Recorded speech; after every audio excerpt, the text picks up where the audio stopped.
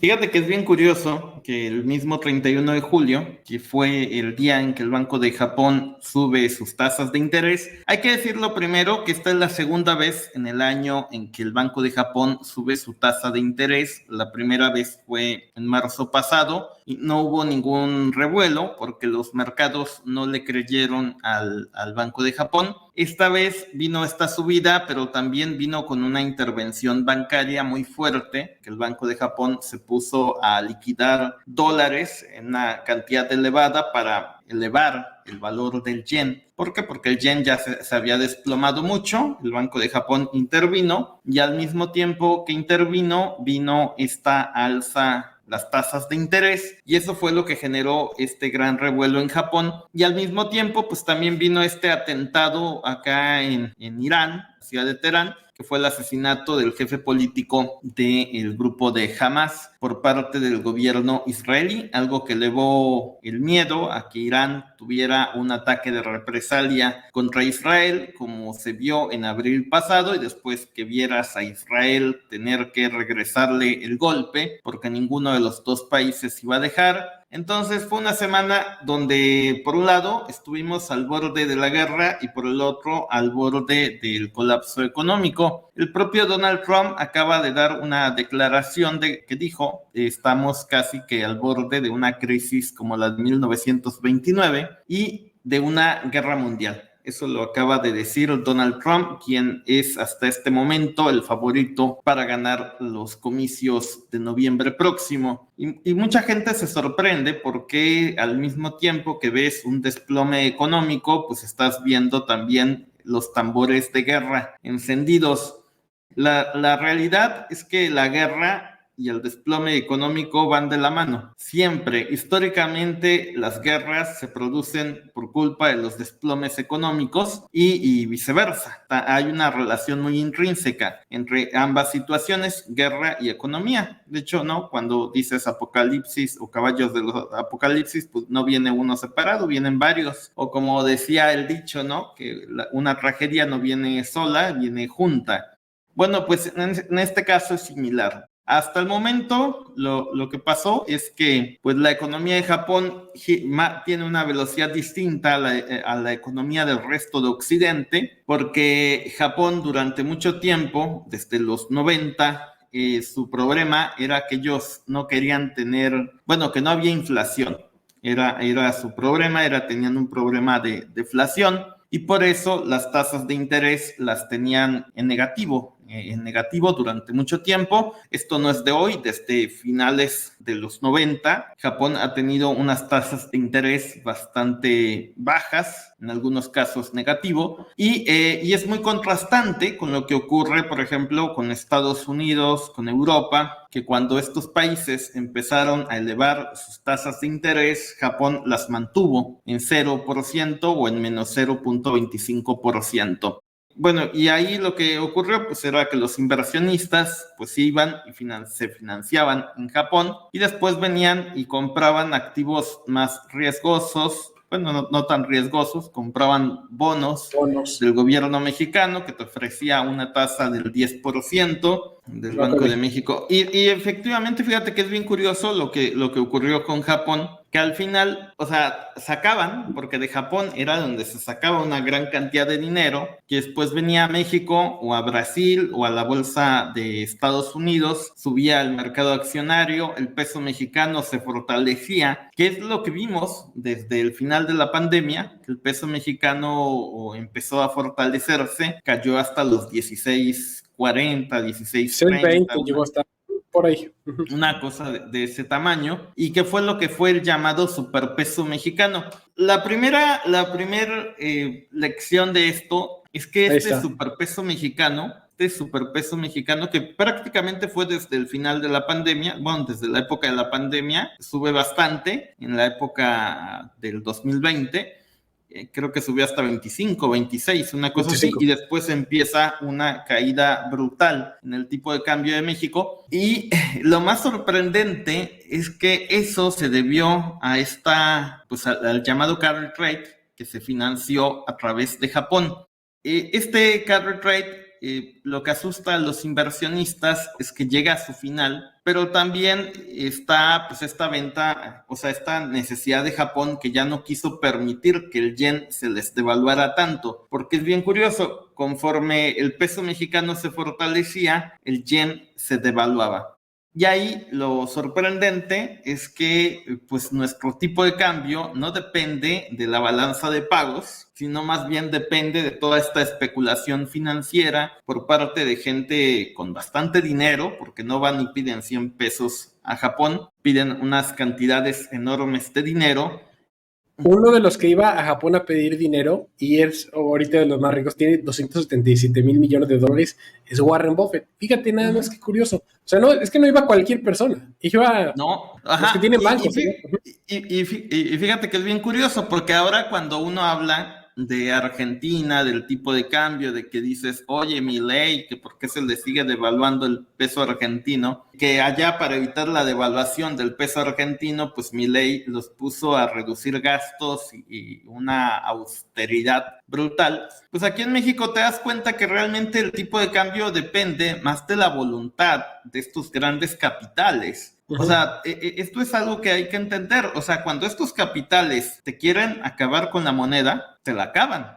Y cuando quieren fortalecer una moneda, como fue el caso del peso mexicano, la fortalecieron. Que eso tuvo implicaciones políticas, ¿no? Por ejemplo, cuando fue la crisis del 94, que también el Banco de México operó en nuestra contra, pues se vino una crisis brutal, ¿no? Y al final fue el fin del sistema priista. Ahora, este superpeso mexicano es uno de los factores que explica mucho de los resultados electorales de junio pasado, donde el oficialismo se impuso en México, pero es curioso que todo esto tenga que ver más con los grandes capitales y que tenga que ver con Japón. Que al final, pues Japón ya dijo, yo ya no aguanto, yo ya no puedo tener el yen tan devaluado. La gente, los japoneses se empezaron a quejar, que yo creo que eso es lo que hay que ver, lo que está ocurriendo ahí en Japón. Viene un cambio de gente que se va a jubilar en masa a partir de los próximos años. No solo en Japón, viene lo que es en Estados Unidos igual, pero ahí en Japón hay un fondo de pensiones multimillonario con una cantidad grande, de la cual la mitad se invierte en activos extranjeros y que conforme aumenten sus jubilados en Japón, gran parte de ese dinero se va a tener que repatriar pues para sostener las jubilaciones, y mucho de ese dinero, por ejemplo, está en bonos del Tesoro de Estados Unidos, está en acciones. ¿Por qué? Porque Japón, ese dinero, esos ahorros, como ellos ofrecían tasas de interés negativa, pues mucho del dinero de Japón se vino a invertir acá en Occidente y ahora es como que el gran cambio, ¿no? Bueno, mira, yo aquí también pongo un poquito de mi cuchara en torno al qué pasó con el yen japonés. El yen japonés, lo que sucede es que estaba en una, como tú dices, estaba en una caída muy fuerte. O sea, todo empieza porque el yen japonés estaba en una caída fuerte, brutalmente a la baja. Estaba, decimos aquí en el mundo de las criptomonedas, en el mundo del Bitcoin, que estaba yéndose hacia el cero. O sea, el yen japonés estaba yendo al cero contra el dólar. Y no había otro culpable más que el mismo Banco Central. O sea, ¿por qué?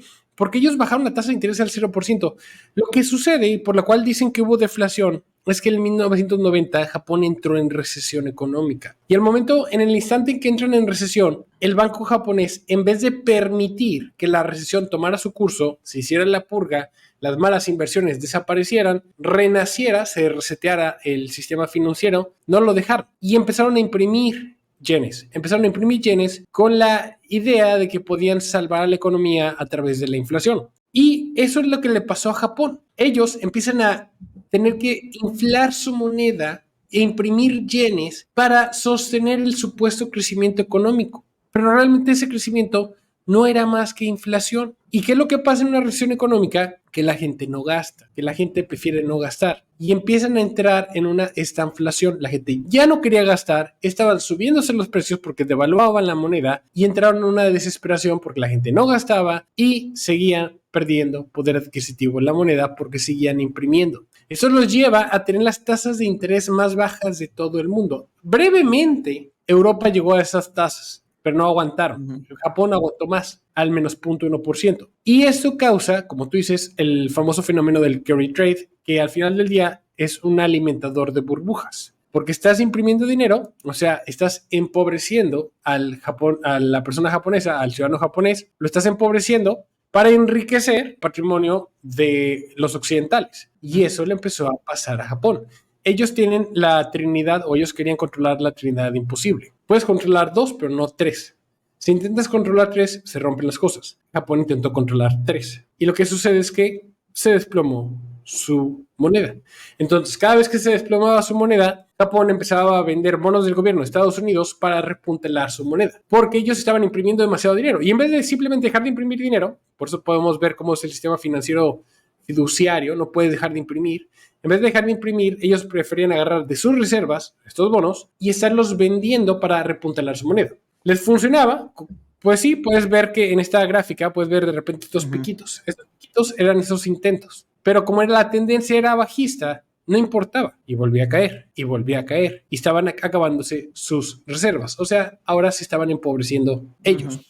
Entonces, para fortalecer su moneda, dicen, ya, vamos a subir las tasas porque vamos a hacer ahora sí un gobierno, un banco central. Y deciden optar por rescatar al yen. Tuvieron éxito, no pensaron en las consecuencias. Cuando salen a rescatar al yen, pasa menos de una semana y todo se empieza a colapsar. Y como en el mundo estaban contentos de que el yen se podía imprimir y llegar al resto del mundo para seguir inflando las monedas, pues de repente ya no tenías ese helicóptero de dinero yéndote a rescatar y se empieza a colapsar todo. Y eso es lo que termina de explicar qué pasó con el yen japonés. Y sí, o sea, ya Japón ahorita están volviendo a decir, no, ¿sabes qué? Sí vamos a continuar con el carry trade. Ya no vamos a subir más las tasas. Ya les vamos a dejar en 0.25. Porque entonces se empieza a colapsar todo. Y ese es el temor. Y ya, como dijeron eso, la moneda del yen japonés empieza a volver a caer. Entonces, el problema de Japón es que se encuentra en una jaula. Porque si empieza a subir las tasas, se empieza a colapsar todo y ya no saben qué hacer. Eventualmente algo va a tronar. Eventualmente o su moneda va a tronar o bien van a irse a una hiperinflación o bien empieza a haber una recesión más fuerte. Y ¿sabes qué es lo más gacho de todo esto? Que mientras estamos viendo este escenario, mientras estás viendo que ellos están desesperados porque están viendo cómo está muriendo su moneda, cada vez que la intentaban rescatar, Estados Unidos salió y los puso en una lista de los países manipuladores de la moneda. Y de repente, como empezaron a vender más bonos del gobierno de Estados Unidos, el gobierno de Estados Unidos se enoja y les dice, no puedes hacer eso, no puedes vender mis bonos. Y terminan. Exacto, que eso hicieron los japoneses. Pues fíjate que es bien curioso, porque ahí te metes en el tema de la deuda. Primero, la deuda de Japón es muy elevada y por eso 500%. necesitaba estas tasas al 0%. Es el país más endeudado en términos relativos. Y yo decía, pues para darnos una idea, México tiene 50% de deuda del Producto Interno Bruto. Y aquí es donde yo digo que el mundo es totalmente injusto. Este mundo está diseñado para ser injusto porque entre más dinero tienes, más dinero puedes pedir prestado. Más dinero te pueden prestar, ¿no? Y entre menos tienes, pues nadie te va a prestar. Por ejemplo, Argentina, con Milei o con el que fuera, con cualquier presidente, pues está en crisis porque nadie le quiere prestar ni un peso, ni un dólar. La decisión que acaba de tomar el Banco de México de bajar las tasas de interés en momentos donde pues está esta especulación del fin del carry trade. Y ahí en lo que dice es que pues, lo que acaba de hacer el Banco de México es que va a tener un efecto de devaluación, porque en momentos donde hay preocupación por el tasa de la diferencia de las tasas, el Banco de México las baja en vez de mantenerlas. Pero normalmente, hasta donde yo sé, el Banco de México se espera a bajar las tasas de interés a que lo haga la Reserva Federal. Para no Normalmente el Banco de México le copia todo. O sea, el Banco de México reacciona a lo que hace la FED. No tanto, o sea, ellos no deciden nada. En este caso, pues se deciden adelantar nuevamente, bajan el tipo de interés en momentos donde Japón está subiendo la tasa y esto pues puede traer un efecto que te va a subir el tipo de cambio en los próximos días, que por el momento no se ha visto reflejado.